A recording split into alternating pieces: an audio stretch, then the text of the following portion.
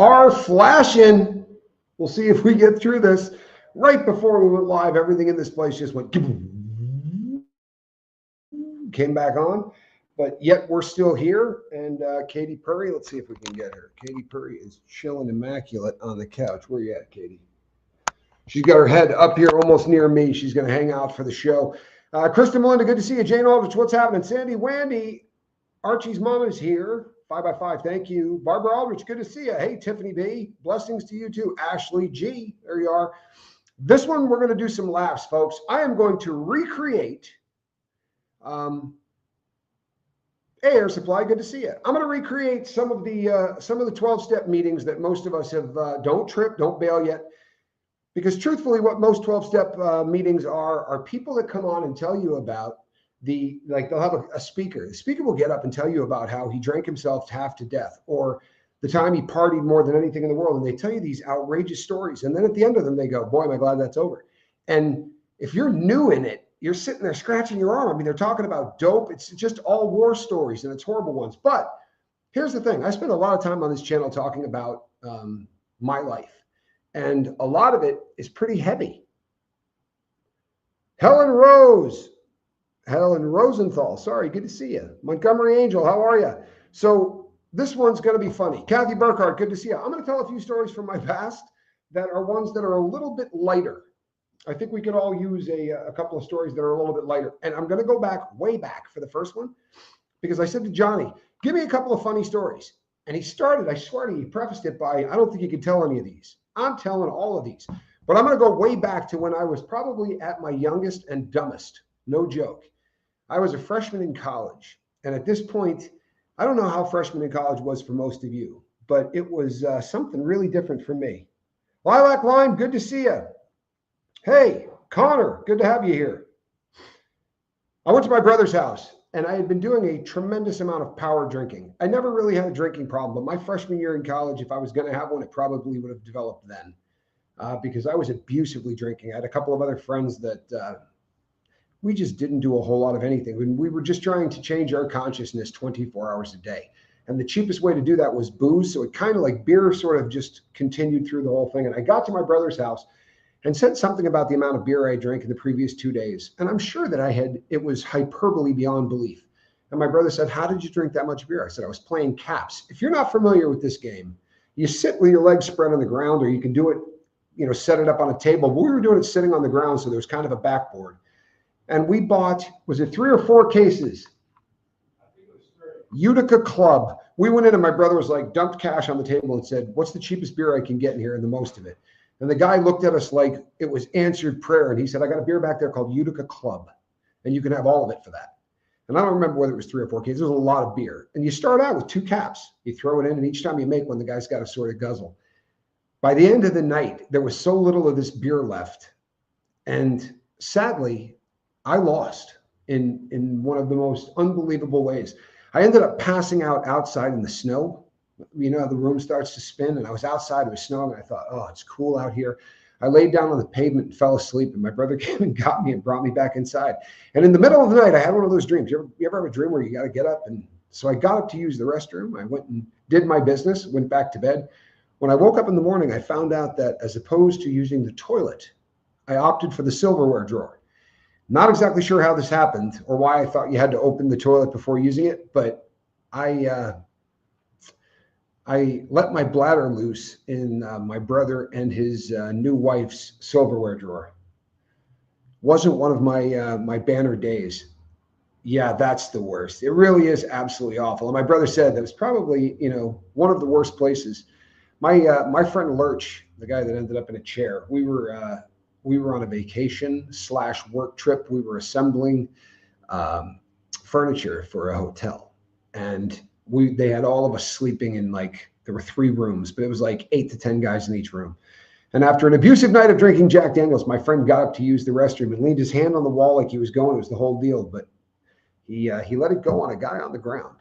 The silverware drawer, yeah, it got tossed out. She threw out. I mean, honestly, no matter how foul that is, you can wash off the silverware. I think this was probably more for my benefit to let me know what a loser I was. But everything in the drawer got thrown in the trash, and they had to go out and buy new stuff. Not one of my best days. And I'm going to jump from that to one of my favorite Johnny Skillville stories. Now, look, people, there was a period of time where we fractured the law regularly, and we weren't particularly good people. There was a white dude that lived in Nevada that he would buy dope and mark the price up $5 a bag.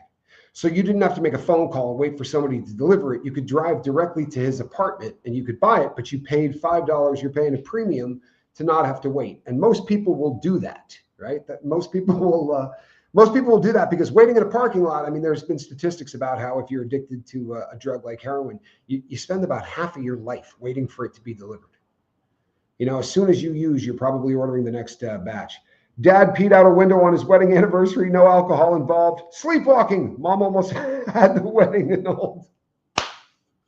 Oh, man, that's fantastic. That really is. That's even better. I hope it was stainless steel and not real silver. Went out one way or the other. It was gone. She wasn't having any part of it. More like the drip tray. Well played, Kellyanne. Well played. Convenience fee is fair.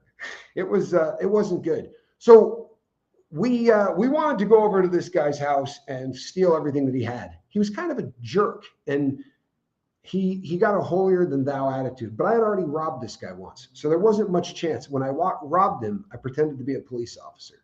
So my brother and I had our passports, and we literally took the little Porsche badges off of the inside of the wheels of my brother's car and glued them to the passport. It was the worst looking fake badge you've ever seen. But going through a peephole, you got two guys, flashing up a credential with a picture on it. But Johnny took the lead, like he was TJ Hooker, and I was just sort of that partner that he had with the dark hair that kind of stood back and did nothing. And Johnny said to him, the guy's name was Steve. He said, "Steve, open this door or I'm going to kick it down." I don't remember whether he said, "I'm going to kick it down on 10 or I'm going to kick it down on 3. Either way, he didn't get to 3 or 10. And I looked at him like this. It's 11 o'clock in the afternoon. Like, this is a bluff. What are you going to do? You know what I mean? You can act like the police, but you can't kick doors in. Johnny did. He kicked that bad boy right off of the hinges. And when I say right off the hinges, like the frame around the outside of the door came in. So all you saw was insulation. And when the door dropped, it was Steve and 2 women sitting next to him like this, like on the floor, like trying to be as quiet as possible. And we probably spent, I'm not exaggerating, and things slow down, you tend to exaggerate. I bet we spent 13 minutes loading stuff from his house into the car. While I stood there and sort of berated him, Johnny just started grabbing stuff. And yeah, we cleaned him out. Damn it, the only thing I ever peed in was my pants and my bed.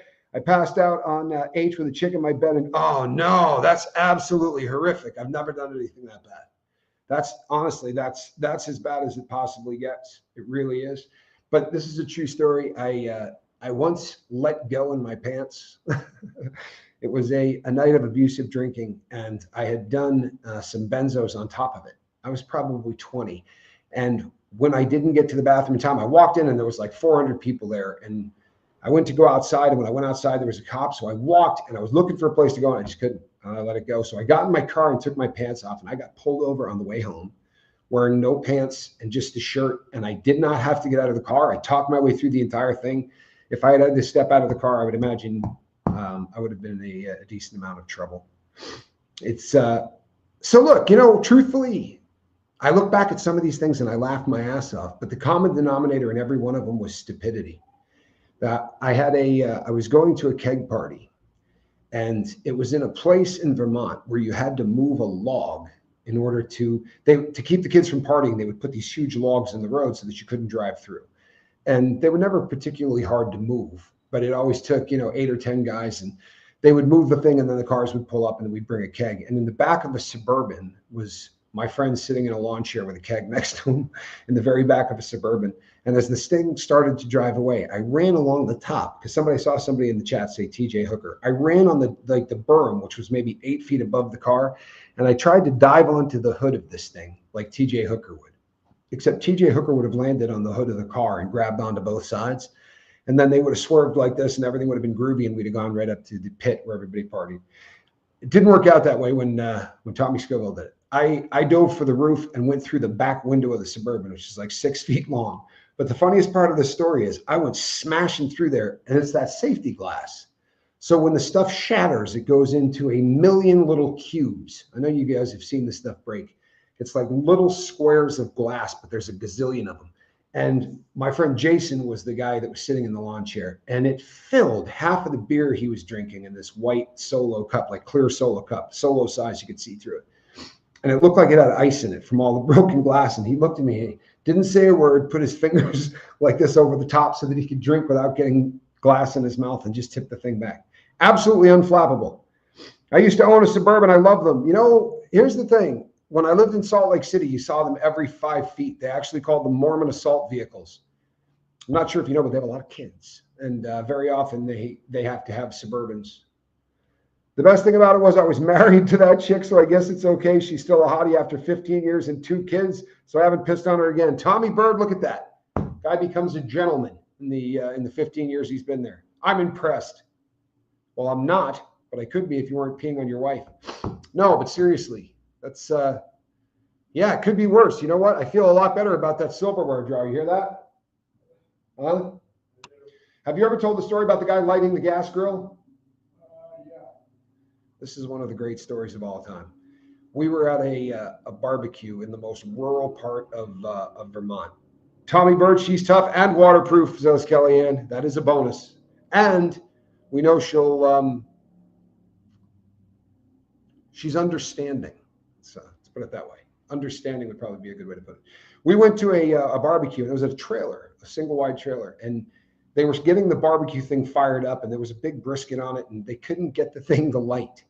And it had a lot to do with the fact that it was drizzling outside, and nobody could seem to get the thing lit. And when they got it inside, same thing. They got this thing turned on. Keep in mind, folks, right? Insert your favorite redneck joke here, but there is a barbecue grill building fumes up inside a single wide trailer while all of these guys try to light this thing. And finally, this one guy goes up and goes, "Give me those mattresses."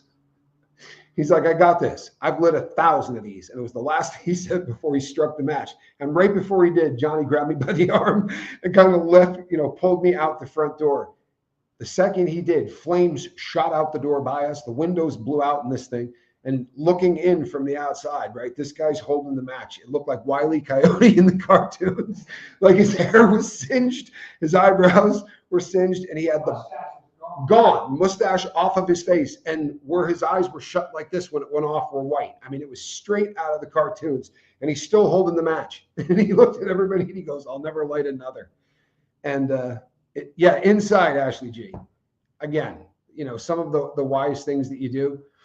Some of the dumbest things I wasn't a part of. I was just a party to. I was there. Hey, Wharton Thistle, lay life preservers. I like it. One of the funniest things that I've ever seen. Really, the guy that brought us to that party. I've talked about him on here before. We had to take him to the emergency center. We laughed in the car the whole way. I've talked about this guy before on the channel. He lived above my brother. He's one of the coolest dudes you'd ever meet in your life. Just a down individual and very, very kind. But there were 4 or 5 times that this guy did things that were so bizarre. We survived the Great Pot Famine. This is a real thing. If you're old enough, you might remember this, especially in the Northeast of the United States. At that time, most of the pot in the United States was bricked pot that came across the Mexican border. And there was a year where they basically didn't get a whole lot produced. Weather did things. There was a couple of large busts, but almost nothing came across the border. So unless it was grown locally in your state, you probably weren't getting any. And it got so bad that they started bringing a lot of hash from Canada into the Northeast. But it was absolutely the Great Pot Famine. And we were sitting around and everybody had hash. But when you smoke that every day for a month and a half, your throat hurts. And we started calling it aggression putty. Unlike weed, where everybody just sort of chills out, there were fistfights on this stuff. Like people weren't particularly happy. And to give you an idea of the time frame we're talking about, they were selling black hash and stamped on the side in like gold flake paint lettering. It had two AK-47s stamped on there, and it said, "America, help Afghanistan smoke the Russians." Apparently, it was Afghani hash. But we had his next door neighbor was down. He goes, "What are you guys doing?" We said, "Smoking hash." And you'd be thrilled to get STEMI swag. That's exactly right, Barbara Waite. It was one of those things where if you could get it, you could get it. You were happy about it. But we said to the upstairs neighbor that we were smoking hash, and he goes, "You aren't sick of that yet?" I said, yeah, it's unfortunately, the local guy's out of weed, and everybody sort of chuckled. He goes, I probably got 5 or 10 pounds of it upstairs. Now, keep in mind, we've been living under this dude for the entire pot famine. And my brother went, why don't you go upstairs and get that 5 or 10 pounds? And he came down like Santa Claus with a 3-ply bag, and he had tons of brick pot in it. And he just sort of dropped it on the floor, and it was that, I don't know if you ever saw a movie called Club Paradise, but it was when the guys finally scored that they're looking for Johnny. No stems, no seeds. You know what I'm talking about. If nobody gets that reference, I'm going to be heartbroken. It's what's the name of that short little dude from Saturday Night Live? He was in Honey, I Blew Up the Kids, Honey, I Shrunk the Kids. Rick Moreno. Well played, Johnny Skillville. See that? It's all that protein. Gray Matter kicking. Yeah, Rick Moranis is in it, and he plays a pothead. Robin Williams is in it as well. It's actually a terrible film, but it's worth laughing at. Did I see Rick? Do we have Rick here? Is that Rick Spicer? Oh, Rick Moranis. There you go. I'm not very bright. It was Rick Moranis. Very, very funny scene. Not a great movie, but a very funny scene. He's playing with the dude from Best in Show. Horror 11 starts with an L. Somebody help me. Johnny Scoville, can you kick on an AC? Yeah. We're approaching 7,000 degrees in the condo today. It was one of those hot, muggy days in Salinas, Ecuador, folks. Good, though. It's a holiday. It was more people out today than I've seen in this city since I've been here. And that says something, because there's a parade every single weekend. I went to turn on the barbecue one night, and a fireball whooshed up and almost burnt my hair off. I jumped back, and my 3 teenagers were all shouting, "Do it again, Mommy, do it again." You know what? Kids are the absolute best. They really are. Kids are the funniest. I remember when Spanky was a kid, they were in 1st grade. The teacher told me this when I went to pick him up, that they were talking about traffic lights. And they said green lights, red lights, yellow lights, that thing. What does a green light mean? Go. What does the red light mean? Stop. And what does the yellow one mean? And my son said, go really, really fast. You think they're not paying attention, but they're paying attention. What holiday? Well, it was this day in 1937. See what I did there, Johnny Scoville? It is Cantonization Day. This is kind of like the 4th of July. This is when the independence of Ecuador. So it's kind of a big deal. There's going to be some fireworks. It's probably the reason that in spite of the fact that there's a gazillion people in Salinas tonight, we can still get a signal enough to go online. Normally with this many people in the city, this would be a terrible time to be live. But I think everybody and their brother is outside on the Malecon. They've got laser lights going. It's a pretty good sized party. You know what we saw today? We've been here almost 2 months. It'll be a couple of days and we will have been here 2 months. And in that time, I've not seen anybody wasted. I've not seen anybody stumbling around. I hadn't seen anybody acting foolish. I hadn't seen anybody drunk. We saw someone today that was polluted. I mean, polluted. He was the kind of drunk that you'll walk to the opposite side of the street because walking by him is probably going to get you into an altercation. I learned from my grandson that you're not naked if you still have your socks on. I should put that on a t-shirt. You know what? You got to love grandsons. From the mouths of babes. You're not naked if you still have your socks on. You know what, though? Normally, I don't wear a lot of socks. Although in here, I do, because the floors are all, they're all cold. There's no carpet anywhere in here. It's all stone. So if you don't have something on your tootsies, you'll freeze all the time. So I bought socks that have little grippy things on the bottom of them, which I do officially I think means we have to hand in our man cards. No? Johnny says not him. That's the spirit. Is walking around stoned against the law down there? You know, B-Lady, that's a really good question because they really seem to have bigger fish to fry. If you're in danger of hurting someone else, they're going to take you. I guarantee you they'll lug you off. They'll put handcuffs on you and they'll take you. But with all of the interaction that I have seen between police and citizenry, I've yet to see an arrest, which I find fascinating. You know, honestly, not really the person you want to learn that from, says Ashley G. Well played. Well played. Hell no. What kind of question is that? No, here's the thing. there are a lot of places where they're very tough on things like that. And then there are places where they're not. New Orleans is fascinating to me. It's one of my favorite cities in America, but I will say this, at times, in Vegas, you can walk around with open containers. You see them all over the place. In New Orleans, and they arrest people a lot. If you go into New Orleans and you walk into a bar and say, I want a Long Island iced tea, they will say across the board in every bar, is that to here or to go? Because you can go into a bar, grab a cocktail, and walk up and down, Bourbon Street and go from one bar to the other with your plastic cup full of booze. It's a fun city. It's just not a fun city when people are partying.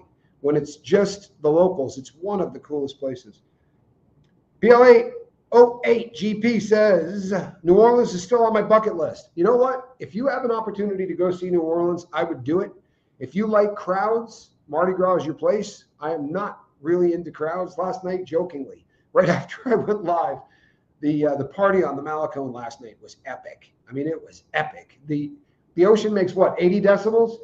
You couldn't hear the ocean last night. There was no way you could hear the ocean last night over the party and the music, dance music, laser lights bouncing off the sky. Like, it was on and cracking. It's a really interesting city. It really is. New Orleans is a fascinating city. But I'm not really, I can totally see the local vibe being night and day. Yeah, it really is. And it's that way here too. One of our favorite places to go is called the Italian Cafe. And they make unbelievable ceviche. And it's got the best view of the city. Like, you can sit right on the Malecone, look out on the ocean, and just people watch, all day long. It's a great place to eat. And the owner speaks good English. He's got a great sense of humor, and his entire family works there. It's just a great place. If you ever get down here, it's totally worth hanging out at. But we heard a party the other night there that was just, it didn't seem to stop. So when we were having ceviche the other day, Johnny says to him, what time does the bar close here? And he goes, 8. And Johnny went, oh, no, it was a little later than 8 last night, man. It was like 3 a.m. He goes, no, 8 a.m. Yeah, that's a party. You know what I mean? We went not during Mardi Gras, so it wasn't too bad. I can't imagine what it's like during Mardi Gras, though. Yeah, here's the deal. Grab some Baileys and go to Cafe Du Monde. Cafe Du Monde is this unbelievable coffee shop that's under a tent. And they sell regular coffee, they sell chicory, and they do these beignets, and which is, sort of like a bagel without holes in it kind of a thing, except it's a little bit greasier. And they put about 16 pounds of powdered sugar on the top of it, to where by midday, the amount of powdered sugar all over the place is just, it's incredible. They've got tables in there, and it's an event. People go there to hang out. It's really, really a cool spot. I love New Orleans. One of my favorite cities ever. Why would it close? That's the answer I got in Vegas. Well, in Vegas, nothing closes. That really is the city that never ever closes. But when we got to Ecuador, they explained to us the curfew. As it turns out, there's just no truth to it at all. The curfew is the beach. You cannot go on the beach after a certain hour. They don't want anybody on the beach. And that has a lot to do, obviously, with they don't want this to become a smuggling route. They don't want to see people in and out of the water at night, and they have patrol boats from the military. And the military is about a quarter of a mile down the road from here, like the largest gathering of Coast Guard people. There's a ton of them right down the street, and they monitor these waters closely. You are not to be on the beach or you will get arrested. However, they party on the Malecone until the sun comes up, and they do it just about every day. Would you say? There are very few days that they seem to take their foot off the gas, but you don't see people getting arrested. You don't hear the police sirens blaring. Occasionally down at the other end of the Malecone at night, you'll see a lot of police action, but there's 2 or 3 really big nightclubs, and nightclubs tend to make that happen. Have you ever been in a nightclub when the lights come up? Have you ever been in a nightclub, like when they turn all the lights on in there? It's one of the nastiest things in the entire world. It really is. The carpets and it's just foul. I had a friend in Texas that ran really, really big nightclubs. Really, really big nightclubs. But I'll tell you what, just a quick endorsement for New Orleans. The best New Year's Eve I ever did in my life I did in New Orleans. It would have been 2014. And we were celebrating 2013 becoming 2014. And in New York, you go and you watch that crystal ball drop. And they do the big, drop into the Baccarat crystal or whatever it is, water-free crystal, in Times Square. In New Orleans, they drop a baby into a pot of gumbo, and they do it over Jack's Brewery. Yeah. And it's such a different kind of a vibe. I watched a dude show up with a cooler, and the entire cooler was full of Dom Perignon. He must have had 16, 18 bottles in this cooler. And he would pop the cork off of it, right? Take a pull, pass it, and never see it again. And then he'd wait about 10, 15 minutes, and he'd open another one. And they had little platforms that the police stood on that would rise up in the air so that they could look and see everything that was going on. And if somebody was violent or people were swinging at each other. And the woman I was with at the time, the two of us got there with 2 hours to spare. So we got there at 10 o'clock and sort of got into the festivities of ringing in the new year. I was sober, by the way. I wasn't partying at that time. And midnight came and went. We left at about 1 a.m. and went back to the hotel we were staying at. We did not see an arrest in 3 hours on New Year's. That's hard to wrap your dome around. New Year's Eve in New Orleans and the Sugar Bowl, it's the best. I really cannot endorse New Year's enough. I've only been at a nightclub twice. I think it's the longest I stayed was an hour. I wasn't a drinker or a dancer, and honestly, it was too loud and the smells were overwhelming. Well, you know what? I could say the exact same thing, except I would have to modify how many times I've been in there. I hate nightclubs. Johnny hates them more than I do. But there was a time in my life where I suffered very viciously from low self-esteem. And nightclubs were the place that I would go to find self-esteem. It's the saddest thing that I've ever said out loud. But there's a lot of truth to that. Is this a Seiko? No, this is not. This watch is a 1970 Bulova Oceanographer snorkel. It's got a crosshair. And this is absolutely all original. I have inner and outer box, paperwork, hang tag, the entire deal. Full set. Absolutely a 100% full set. And it happens to be my birth year. I have almost every great Bulova design from 1970. I really like Bulova, and I collect. Yeah, and this is about as cool. It's the Devil Diver. It's the original Devil Diver, if you know what that means. The math ended up, they do it in meters, but the math ends up at 666 feet. So it says water resistant to 666 on the dial. And it got nicknamed the Devil Diver. And then Rolex, of course, to one up them, went to the next level up. But it was, when this thing was sold, it was about $40 less than a Rolex Submariner. Crazy. Absolutely crazy. They do look great. Bulova was your first watch. Bulova was also, are you ready? This is a great piece of trivia. The very first television commercial ever made was Bulova Watch Time. Bulova at one time advertised more on television and on radio than just about anyone. Very, very cool company. And they've gone through many incarnations. Right now, they're actually making some really, really cool watches. They have, Devil Diver for a reason. It's odd. But it's what it was it was they were trying to beat the 660 feet of the Rolex Submariner. The Rolex Submariner was good to 660 feet. They tacked 6 feet onto it. They could say that they were selling a watch that was water resistant to a deeper level. It was kind of a hustle, and then Rolex went to 1,000 feet. And they keep up in it.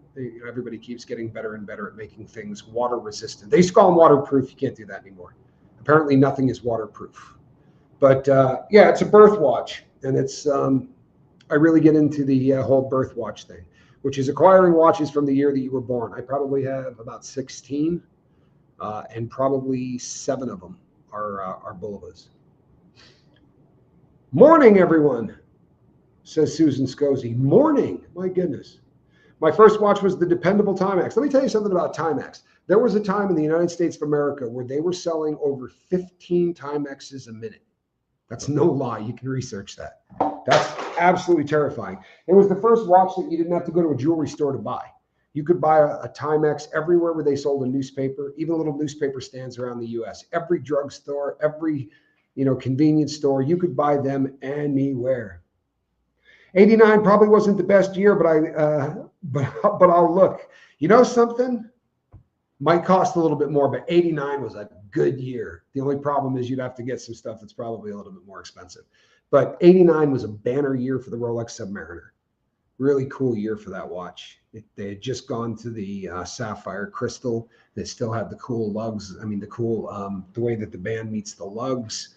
It was the predecessor to a lot of the changes that they made in the watch, putting the hologram down at the 6, putting the rehaut on the inside. It's just a much more pure looking version of the watch. Really a good year for it. In fact, I have an 89.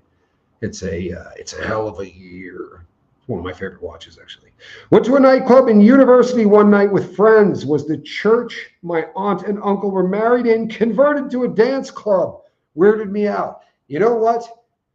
I hate to be this dude, but I went to New York City right before, in the 90s, before the attacks that really rocked the trade centers, the first one and the second one. But I was up there for a bike show. At the time, I was the president of a company that made mountain bikes.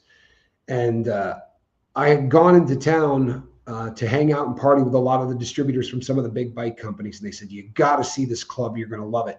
And it used to be a Catholic church.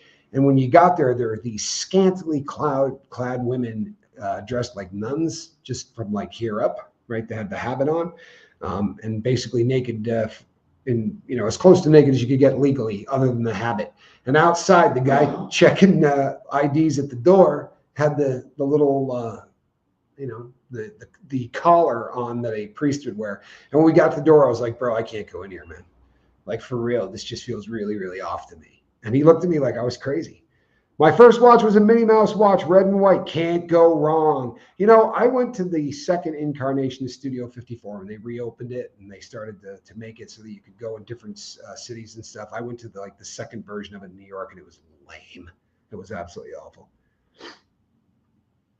I always looked at large churches as musical venues. I don't mind the musical part of it, but Johnny Somali, we talked about him on one of the other shows. And I just like saying his name out loud because I know it makes my brother happy. Johnny Somali, this guy that trashes. It's fascinating to me as I look at these people that go to other cultures. There are lines that we never cross. The reason that these dump trucks make a living is because they cross lines that no one on earth would have the huevos to cross. I mean, government leaders don't do this, right? You never trash the history of a country. Whether it's their triumphs, whether it's their, this is the identity of a country. And I'm learning a lot about the identity of this country, the party that they're having tonight. This is a very different event here. They're so into it. And, the 4th of July is a big deal in the United States. At least it always was to me. And, you start to bag on the history of a country. You've crossed a line you should never, ever cross. And I kind of feel like religion falls in that same line, The exceptions to that would be stuff that have basically been proven out to be horse species. And I know there are going to be people who go, you can't say that about a religion. And I agree with you. But there are some cults that don't have anything to do with religion. I'm sure you can guess the one that I was planning on trashing.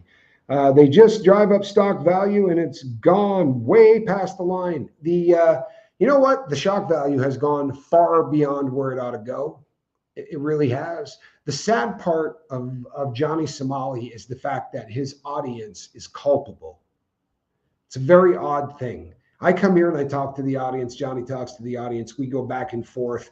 You pull comments out that are kind of in line with the kind of things that you're thinking. Respecting other cultures is important. It really is. And it's just respectful. You want to giggle about somebody's culture? Do it when you leave, right? But to do it in front of people, but to allow your audience, without ever anybody having to see them, to say anything they want, to play whatever music they want. I think this is a really dangerous road that they're going down in IRL. They call it IRL. This is in real life. It's live streaming while you're out doing obnoxious things more often than not. I mean, in theory, it should be anything you do in real life. If I'm making a steak, I could film it. If I'm doing yoga, I could film it. That's kind of IRL stuff. But that's not what it has evolved into. It's evolved into trying to cause havoc that people can live vicariously through. People that would never go out and do these things find it fascinating, or it allows them to get on one of those holier than thou kind of a high horse thing and look down their snout at people in real time. And you know something? There's something about that that's validating. I think I told you, I watched a Johnny Somali video. I watched the entire thing. And I wasn't listening to him. I had the volume turned down. I was just reading the comments. And the number of people in the comments who would put up 20 or 30 just of the same thing. You're a dirtbag. How can you do this to a culture? And my response is, how do you watch him for 30 minutes? I mean, you think that you putting up those comments is hurting him? Because all you're doing is spiking the algorithm. If you find yourself sitting on something like that, man, if it's not funny, get out of there. A lot of the IRL streams just seem like they're constantly trying to one-up the other guys. They are, by name. Serving booze and dancing on the bar in a former church building just seems off. Kelly, I agree with you. I really agree with you, man. But that's me. You know, I wouldn't want to trash the heritage of a country. I wouldn't want to trash somebody's religion, even if I don't understand it. You know, L. Ron Hubbard wasn't hard to understand. You know what I mean? That dude was whacked. He did way too much speed. If you just look at how many words that guy wrote and you figure out how long the person has to be awake in order to write that many words over the course of their life, you'll realize he didn't nap much. And he had a son that came out and said, yeah, he was buying unbelievable amounts of speed that was coming across the Mexican border. And I don't mean like meth and things like that. He was buying Dexedrine and pills that you could get that would keep him absolutely spagacked. And if you read any of his science fiction, it's got that kind of a flavor to it.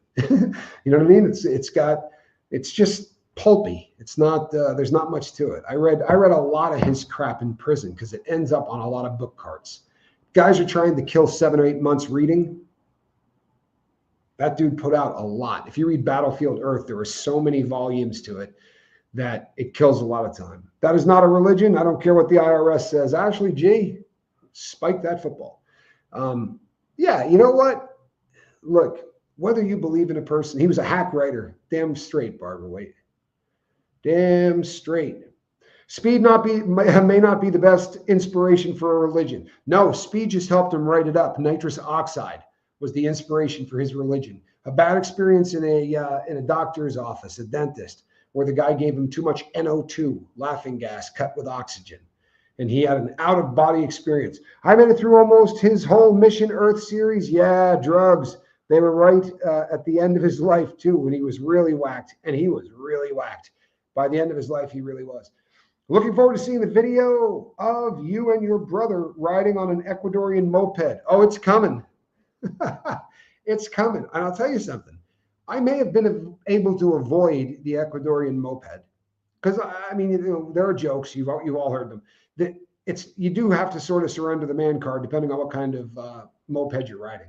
But today, while I was out, I know I got at least 1 or 2 old dirt bike riding weirdos in the audience. But today I saw a guy getting on a bike and Johnny goes, man, look at this dude. He's getting on what looks like a Vespa. And he looked like he was getting ready to get on, you know, a GSX 1150. He was leathered out. He had the gloves. He had the helmet. He was ready to go. And he got on this little scooter. I wish I could have filmed it, but it would have been disrespectful. But it was good for a laugh. But as I got up next to the machine, it was a Bull Taco. And I ended up looking it up. This is a company that went out of business a really, really long time ago, right? Really long time ago.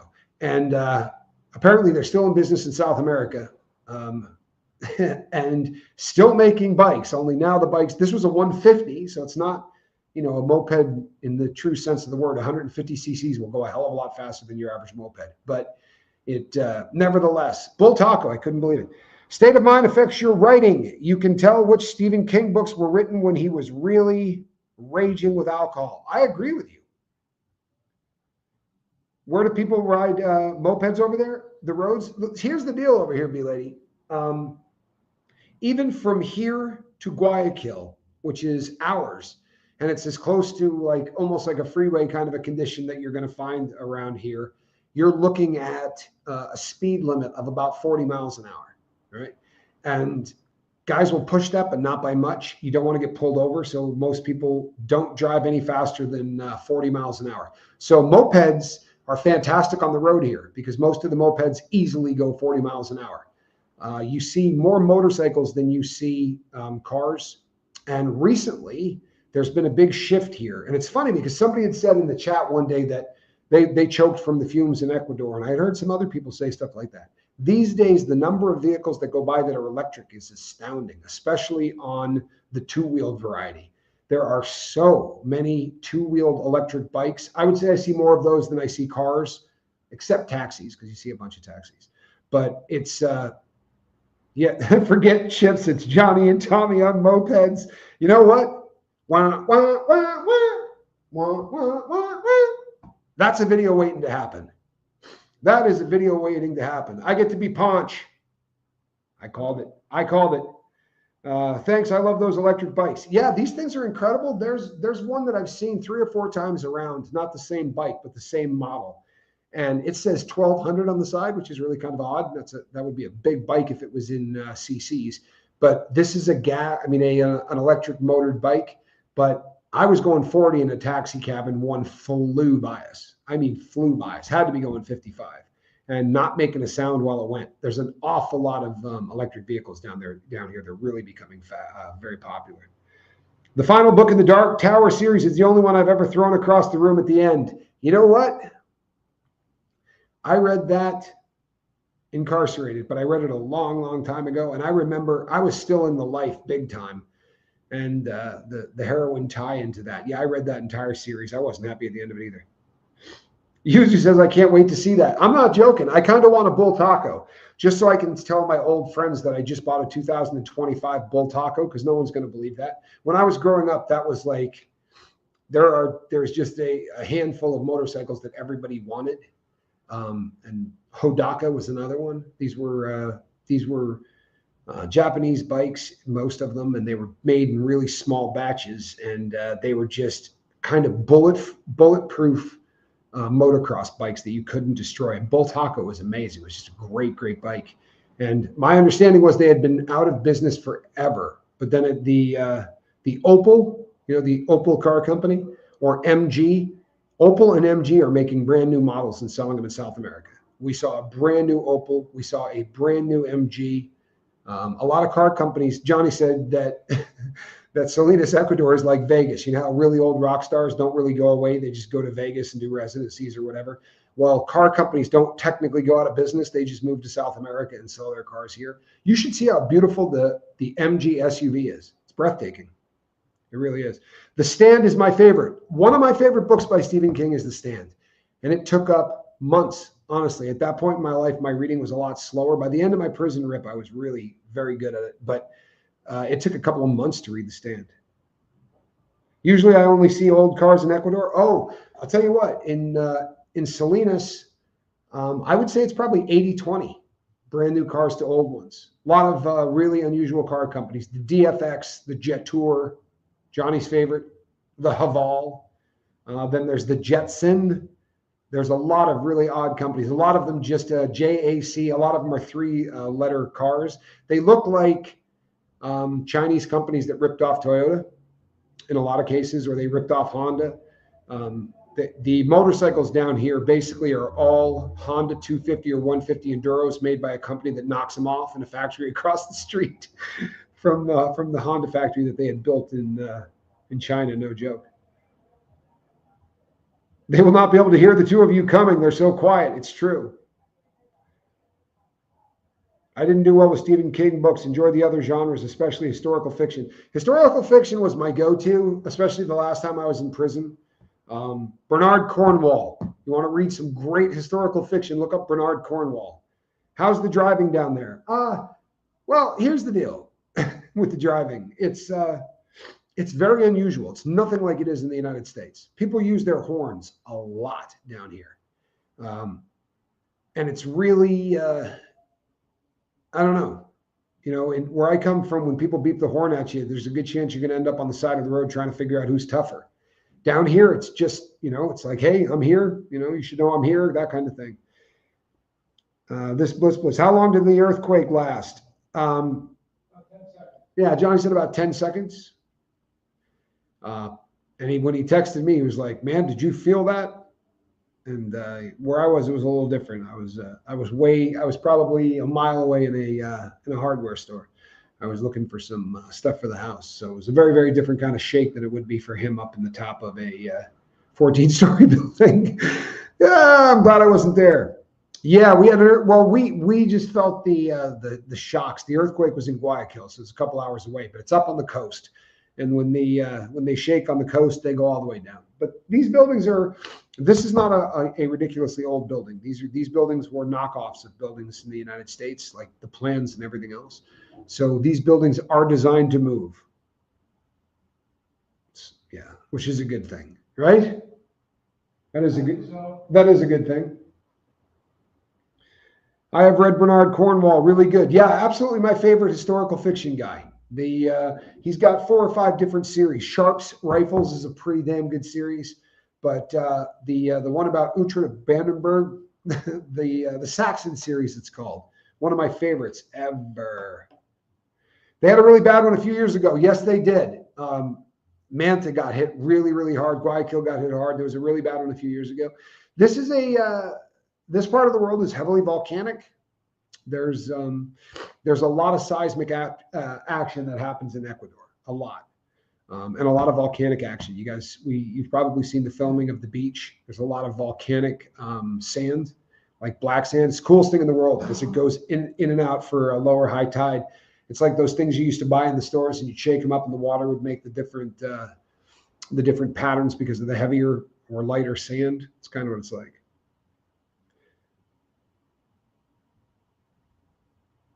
I tell all my editing clients that if you want to be a better writer, read better books. I love knowing people still read. You know something? It saved me. It really did. Like, I couldn't be in the day room. You know, after the traumatic brain injury diagnosis, Dr. Jesus Fernandez said to me, when you sit down to watch television, I want you to realize that you're shortening the amount of time you're going to be able to talk to people and be intelligent. Every time you sit down. And most of the doctors in the feds were just dicks. This guy really cared. He was somebody that kind of really went out of his way. And I'm like, you know, there's not a lot to do around here. He's like, read your ass off. I said, I read a lot. He's like, read more. My jaw is good. You know, it's going to take a couple of months for the size hole that I have back there to heal up, which is, you know, it's normal. It's like that big. You know what I mean? They took a lot out from back there because it was growing this way. So there's about that much jawbone. You know, there's at least probably a 1/2 inch to 3/4 of an inch of jawbone that's going to have to sort of grow over the top. And until then, there's a pocket that you have to be sort of very careful to go around. Not the same as you would normally get with dry socket.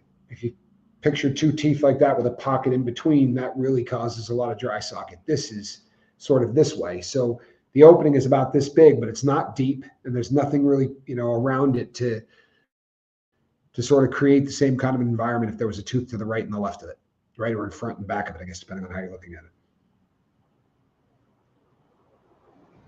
Kristen Hanna is my favorite. The last book I read was The Women.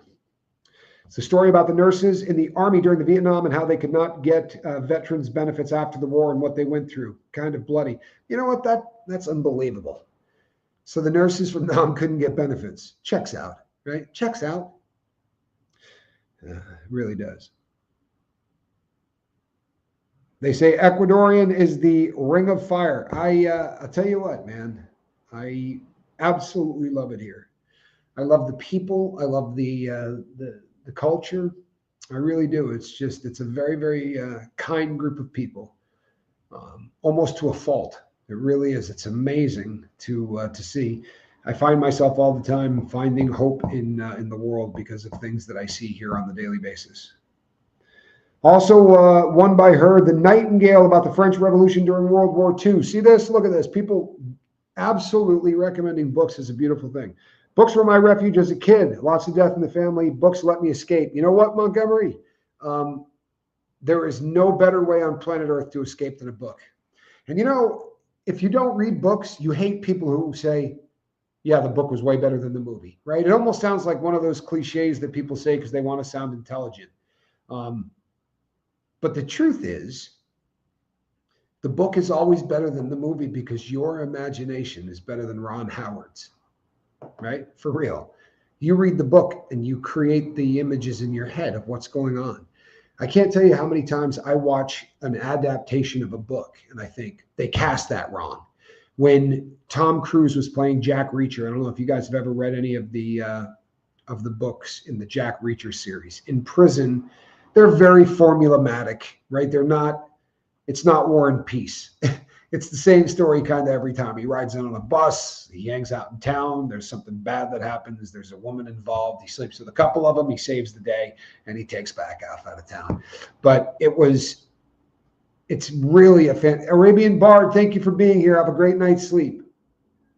And then they cast the shortest guy in Hollywood to play a giant. Yeah, right? Honestly, the Jack Reacher is like 6'10" in the book. He's absolutely massive. And they cast Tom Cruise. And I was incarcerated when they cast him in that. And everybody in prison has read the Jack Reacher books.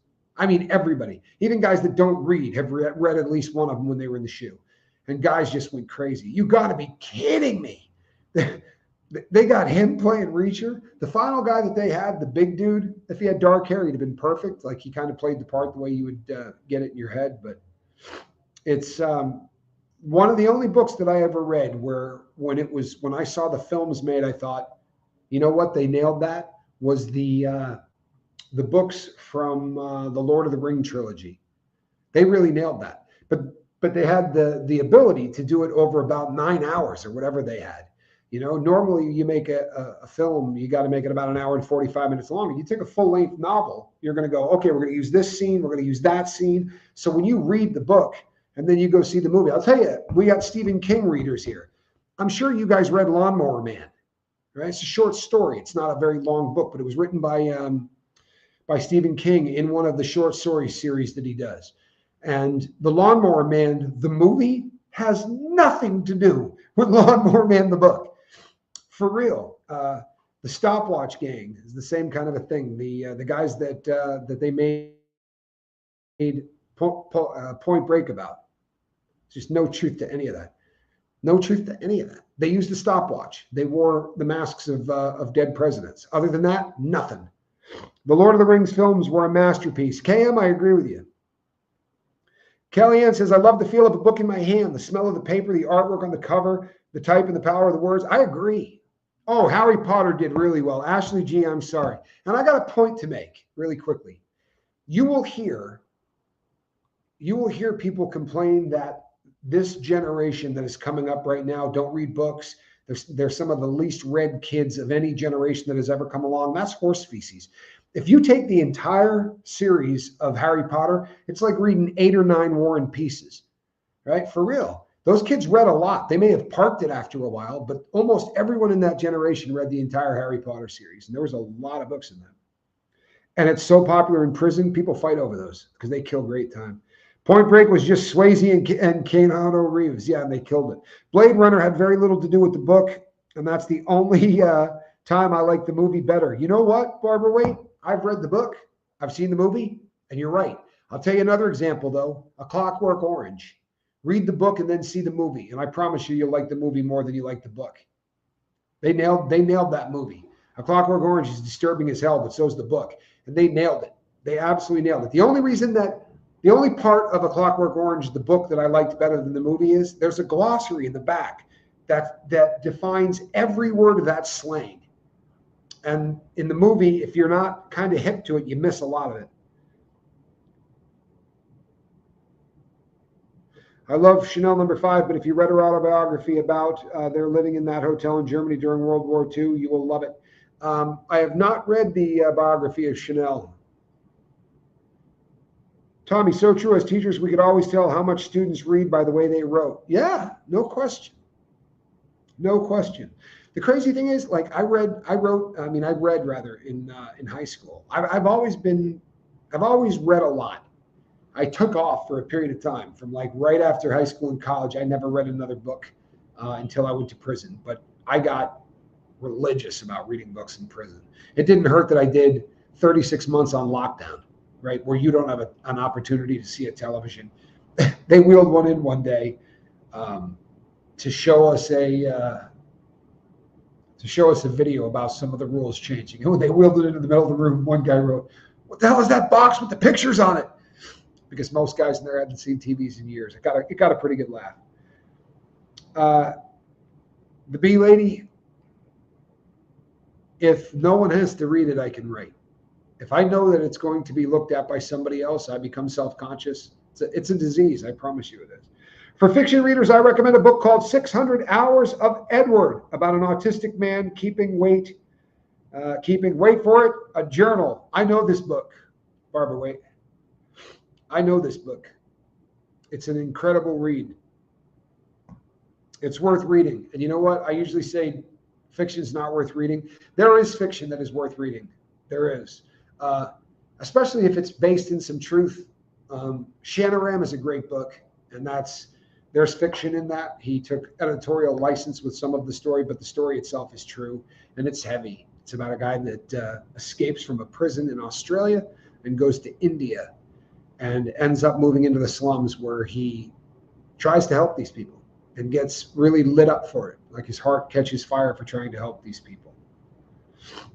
Chanel 2, number 2, sexy.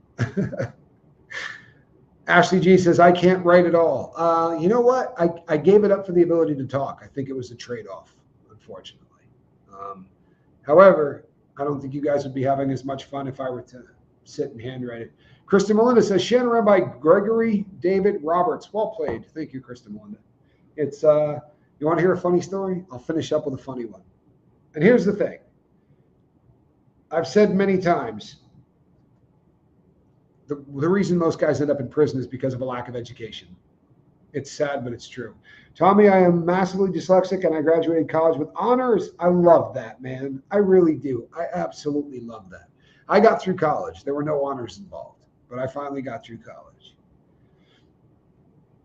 I love that. I wish that I had gotten into that program. Sadly, I think that people wanted to get me into that program. Unfortunately, it wasn't a possibility at the time. It just wasn't. But it happens. I'm pretty happy with where I'm at today.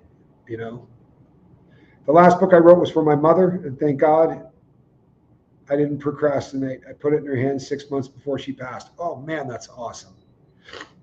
I only read factual books when I was younger. I couldn't stand the novels where the beautiful man forces a woman to have sex and she falls head over heels in love. Yeah, you know what? There are formulas that they use that just work, and they beat them to death, and they're sad. You know what I mean? They really are. They're sort of sad. It is great that they had a program that helped you. It really is. Believe it or not, at 55, I'm just kind of coming into grips with the concept of gifts and things that you can do with gifts and such. And you know what? I'm going to end by saying this. If you didn't see the show that I did this morning, go watch it. I mean it. I don't often say I'm really proud of that show. It's not something that I say a lot. This morning's show was fantastic. I was clicking mentally probably than I have in a really long time. You know what, Ashley G, thank you for being here and for the kind words. For your information, laughter and joy is definitely not your best look, Tommy. It is my best, huh? I threw the nod in there just to be a wise guy. It's my best look. Well, I'll take it. Thank you, Montgomery Angel. That's a kind thing to say. All right, people, between now and the next time I see you, which better be tomorrow morning, do me a favor. Put a lot of love in your heart. I am Tommy. Where is that lousy cat? See that? Playing hooky. She signed up for the morning show. I can't get her to do two. You know what I mean? This is why she only does one show a day. She slept through an earthquake. She did sleep through an earthquake. It's pretty impressive. We are each writing our own books of life. I think I might leave that up on the screen as a way to go. Guilty as charged, Montgomery Angel. All right, people, I will see you on the next one. I'm Tommy. God bless you.